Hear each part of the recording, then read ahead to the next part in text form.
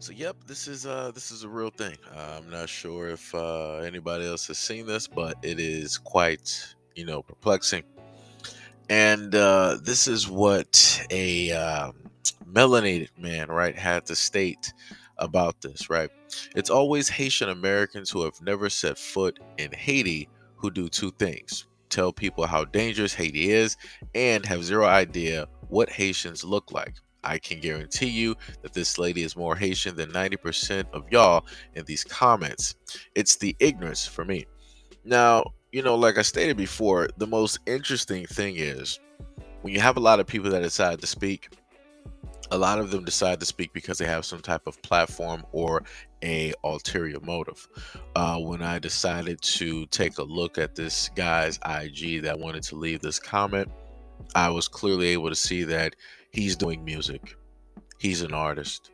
So he decided to leave a comment that was going to ruffle a lot of feathers so that people would peer into specifically what it is that he does and click on all of his links and watch some of his videos, different things of that nature. Like I said, you have a lot of people that don't really have anything to say or to add to the conversation, but they want to talk just because this is a hot topic and this is potentially the best way for them to get people to look at whatever it is that they're doing, because nobody else is really looking at it otherwise. And when I went to go look at it, obviously nobody's actually listening or looking at his music otherwise. But like I said, it is what it is. So then that brings me to Dr. Farah, right? She stated that as a first generation Haitian American, I am honored to represent Haiti, once known as the Pearl of the Antilles, in the Miss Global 2022 pageant on June 11th, 2022, in Bali, Indonesia. I want to share our untold story. Haiti has the greatest biodiversity in the Caribbean, the world's largest solar powered hospital, and the first country in the Western Hemisphere to abolish slavery. Our rich culture is a melting pot of African, French, Spanish, Italian, Syrian, Lebanese, Polish, English, Irish, German, Dutch, Indian, Cuban, and Chinese influences. Throughout our darkest times, we are strong and resilient. I hope to help Haiti reclaim its pride and show the world how much we have to offer. And you can see a picture of Dr. Farah, and you can see a picture of her family, who are the first generation Haitian Americans. Now, I decided to go online and get a few pictures, right, of some Haitian women, right? And these are the main dominant melanated colors, right, that you will basically see, right? They even had some lighter tones than the ones that were here.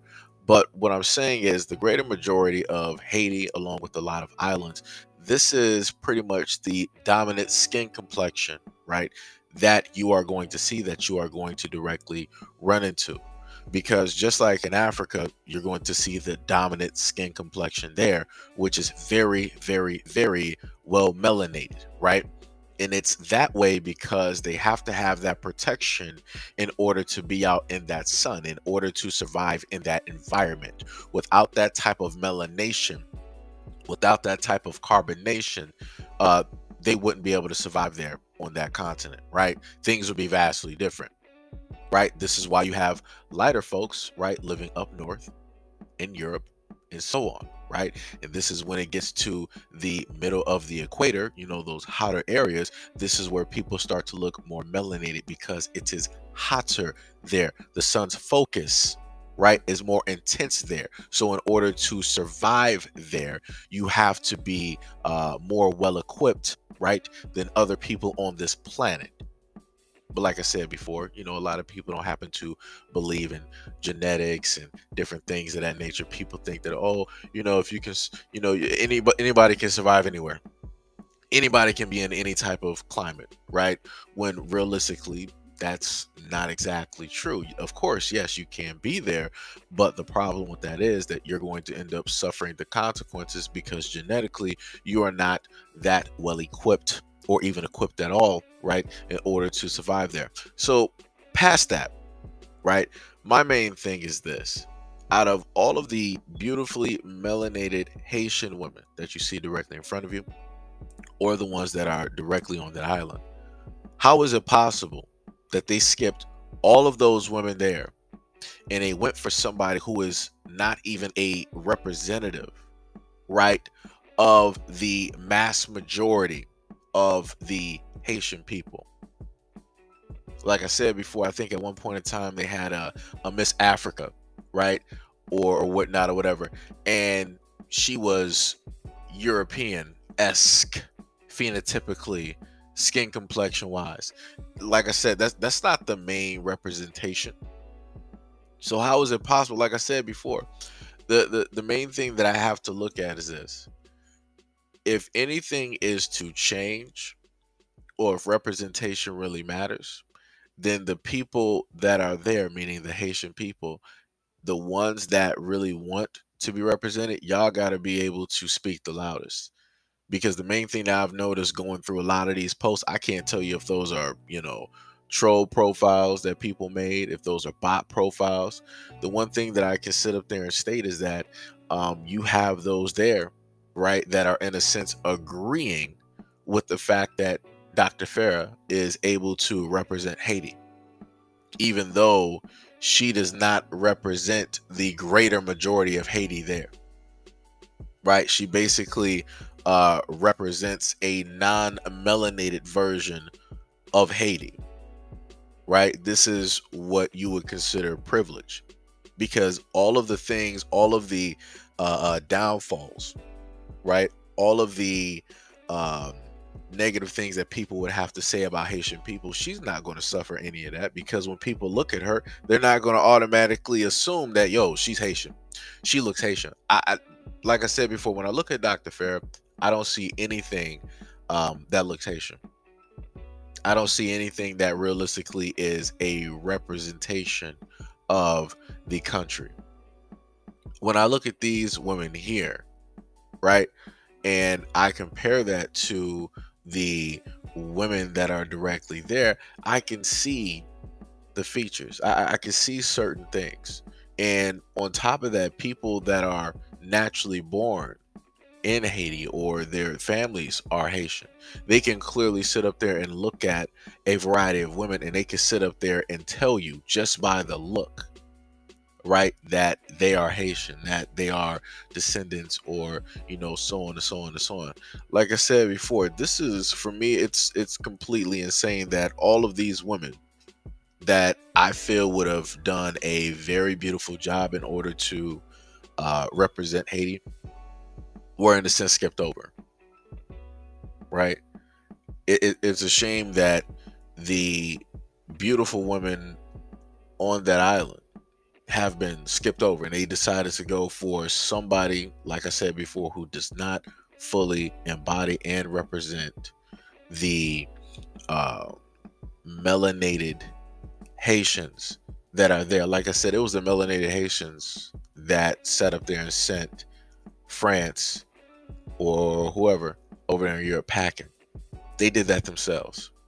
The melanated ones. It wasn't anybody else. It was the melanated Haitians that did that, right? And then it was them who also decided to take that same revolutionary, right, type of heart that they have and go help out others that were suffering or going through the exact same things that they faced and suffered through. Like I said, Haiti, stand up. That's all I'm saying at the end of the day. Y'all need to, start getting some things in order. And y'all got to start getting that, that real representation out there. But, that's only my perspective. That's just, my opinion. Of course, I am not Haitian. I am not of that people. I don't know any of the language at all. I don't know any type of patois or anything, of that sense. Like I said, I've had a supervisor. I work with some brothers who are Haitian, proud Haitians. Love their culture, love their language, love their women, love their family. They love everything about Haiti. And they could tell you a field of stories about the history, the types of food, the education, and everything. Like I said, the one greatest thing that I've learned, if I remember correctly, is my supervisor told me that um, they, in a sense, have to learn three languages, right? So they know English. They have to learn English, French, and I think it should be patois. And I'm like, that's dope. I'm like, that is dope. Like, I wish, in a sense, that same type of teaching was prevalent in the black community, where it was like, yo, you're gonna know three languages. Like, it's going to be a must. Like, you're going to know three different dialects. Like, there's no ifs, ands, or buts. You're going to know this because if we had that type of thing there, that would again give us a leg up. That would put us somewhere different when it comes to the economy, when it comes to jobs, and different things like that. Because, as I told black people before, the more languages, or the more things that it puts you higher up on a plateau, or a platform, or what have you. And it makes it easier for other people to basically see your qualities and why it is that they should basically pick you over another person chasing the same job. Like I said, being bilingual is something that is it's in a sense like priceless. It is in a sense priceless. If you can have somebody directly at the job that can speak three to four different languages, yo, that's going to open a lot of doors. But like I said, Haiti, stand up. And for the rest of the melanated people out there, like, yo, y'all need to stand up and make sure that you guys are being represented properly.